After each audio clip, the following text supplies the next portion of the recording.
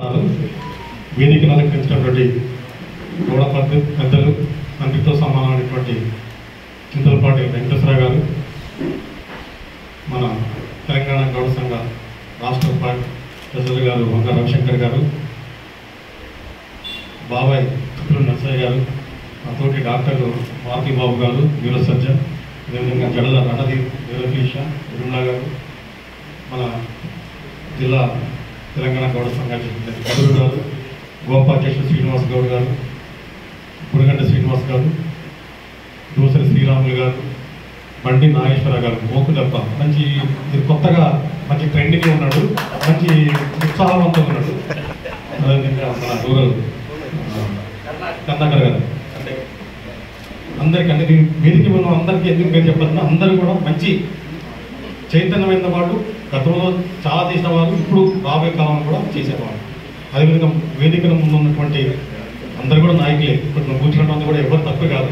మండల నాయకులు ఉన్నారు, గ్రామ నాయకులు ఉన్నారు, అందరూ మిమ్మల్ని కూడా మరోసారి అభినందనలు తెలుపుకుంటూ, ముఖ్యంగా నేను మా నాన్నగారు కోలుకొండ నాగయ్య గారు గోపాలవతి గారు గోపాధ్యక్షుడిగా పనిచేసుకుంటూ, అప్పుడు బాలాగౌడ్ గారు, జస్టిస్ స్వామి గారు, వీళ్ళందరినీ అప్పట్లో గోపా తయారు చేశారు. జస్ట్ మెయిన్గా గోపా ఏంటంటే ఓన్లీ ఎంప్లాయీస్ ప్రొఫెషనల్స్ కోసం తీసుకొచ్చారు.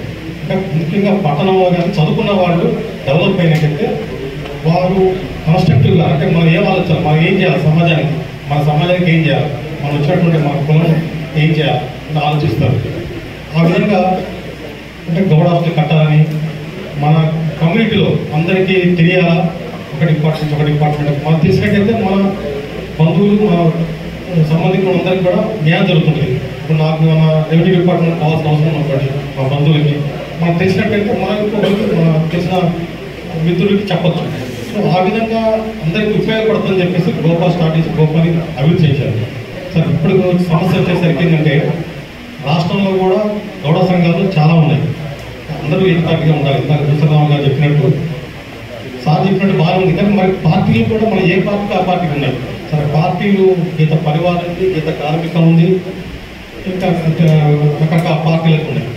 ఏదైనా కూడా ఇప్పుడు ఉన్నటువంటి గవర్నమెంట్ ఈజీ గవర్నమెంట్ కాబట్టి అందరూ ఏకమైతే ఈవెన్ రాష్ట్రంలో ఉన్నటువంటి గవర్నమెంట్ అంటే ఆల్రెడీ కొన్ని ఉన్నవి, అక్కడ కూడా కొన్ని పని బిల్లుకే ఉన్నది, అవి చేసుకోవచ్చు. అదేవిధంగా మన ఖమ్మంలో కూడా నేను ఇక్కడ 20 సంవత్సరాల నుంచి నేను ప్రతి మీటింగ్కి వస్తుంటాను, టైం స్పెండ్ చేసి కూడా, కానీ ఇది ముందు పడట్లేదు.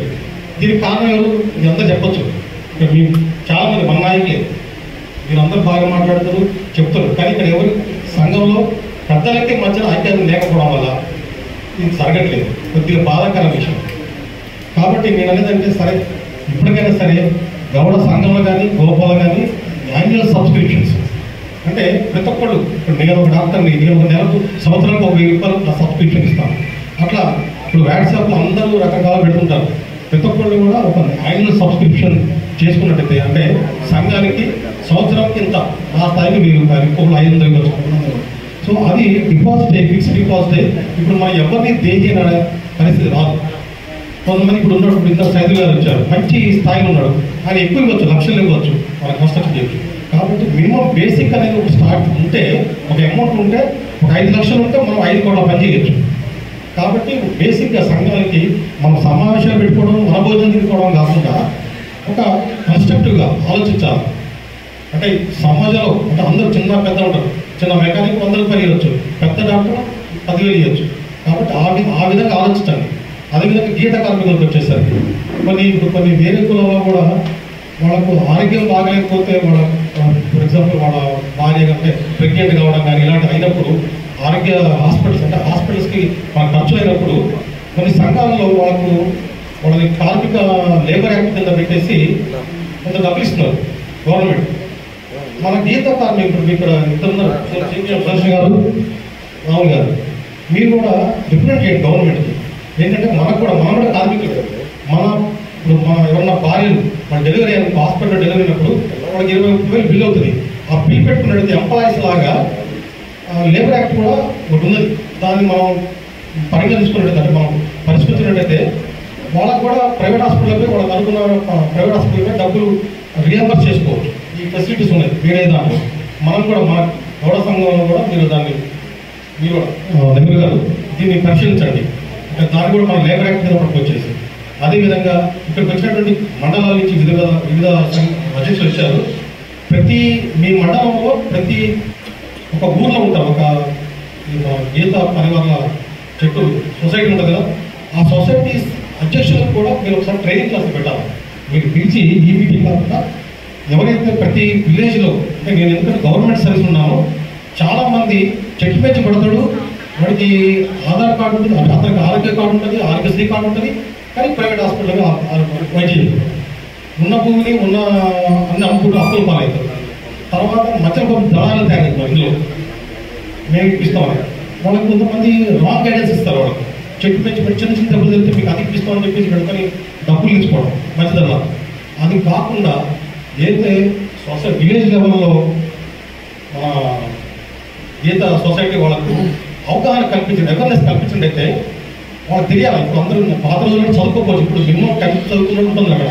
కాబట్టి వాళ్ళకి గౌడ పెద్దలకి వాళ్ళకి అవేర్నెస్ క్రియేట్ చేసినట్టే చెట్టు పెంచి పడగానే ఎక్కడ ఏ హాస్పిటల్ పోయినా కూడా అది పర్మనెంట్ ఏది ఉంటుంది, డిజబిలిటీ ఏముంటుంది, టెంపరీ డిజబిలిటీ ఏముంటుంది అనేది కూడా తెలియాలి ముందు.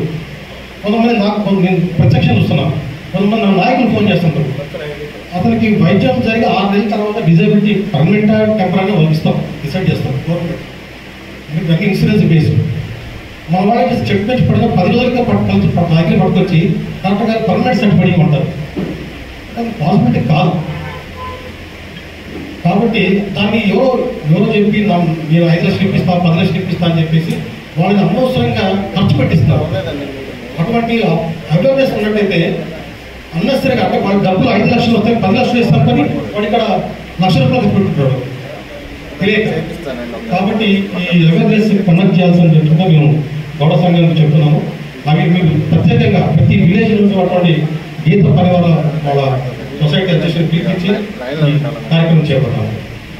అదేవిధంగా ఇప్పుడు మనం హాస్టల్, అంటే మన హాస్టల్ కంటే ఎందుకంటే మన సొసైటీలో ఏదైనా గౌడ సంఘం కావచ్చు, గోపా కావచ్చు, అంటే మన అసోసియేషన్ బైలాస్లో కానీ మన కాన్స్టిట్యూషన్లో కానీ మన కమ్యూనిటీలో ఉన్నటువంటి పేదవారిని పైకి తీసుకురావడం కోసం హాస్టల్ కట్టినట్టయితే డెఫినెట్గా పేద పిల్లలకు ఉపయోగపడుతుంది.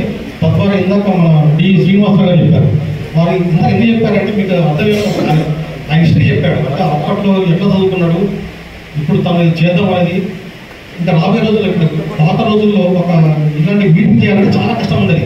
అప్పుడు వాట్సాప్లో ఏదో ఈజీ అయిపోయింది. ఇప్పుడు ఇంత సమావేశం కండక్ట్ చేయడం చాలా కష్టమైన పని ఒక వారం రోజులు. కానీ నెక్స్ట్ డే గంట సేపట్లో వాళ్ళు ఎవరో పెడతారు, నెగిటివ్గా పెడతారు.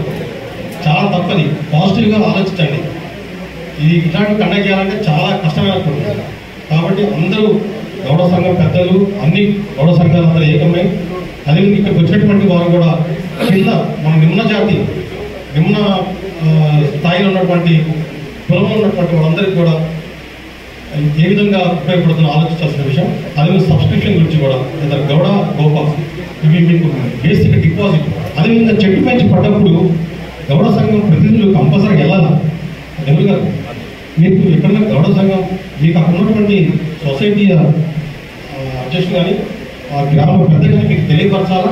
ఇప్పుడు వాట్సాప్ గ్రూపే కదా, తెలియపరచాలి. మీరు ఎక్కడికి వెళ్ళి మీరు కూడా అప్పుడప్పుడు రిప్రజెంట్ చేసినట్టు సుదర్శన్ గారు కానీ రాములు గారు కానీ మీరు అటువంటి వెళ్ళినప్పుడు వాళ్ళకి కొంత భరోసా వస్తుంది. ప్లస్ అదేవిధంగా ఇప్పుడున్న పరిస్థితులు ఆయన క్యూఆర్ కోడ్ ఏర్పాటు చేసినట్టయితే స్టేట్ గోపా ఒకటి ఉంది, దాంట్లో రవిశంకర్ గారు తెలుసు. మా కొంతమంది వాళ్ళు జస్ట్ క్యూఆర్ కోడ్ పెట్టేసి ఆ నెంబర్కి పలానా ఎల్లయ్య పట్టడి చెప్పించి అతనికి ఒక సర్జరీ చేసినందుకు ₹1,00,000 మనకి ఖర్చు అయింది. మనం అది పెట్టేసినట్టయితే నేను నా స్థాయికి ₹1,000 వేయచ్చు, ఒకటి 200 వేయచ్చు, 300 వేయచ్చు. అది ఆటోమేటిక్గా అక్కడ ఉన్న వ్యక్తికి కూడా సహాయపడుతుంటుంది. దీని దిశగా కూడా ఆలోచించాల్సిన విషయం చెప్తున్నాను. Thank you. అందరూ ఐకమత్యంగా ఉండి అందరికీ వచ్చిన అందరూ మంచి ఉద్దేశంతోనే ఉన్నారు. కాబట్టి ఇంకా మంచి చేయాలని కోరుకుంటూ నాకు అవకాశం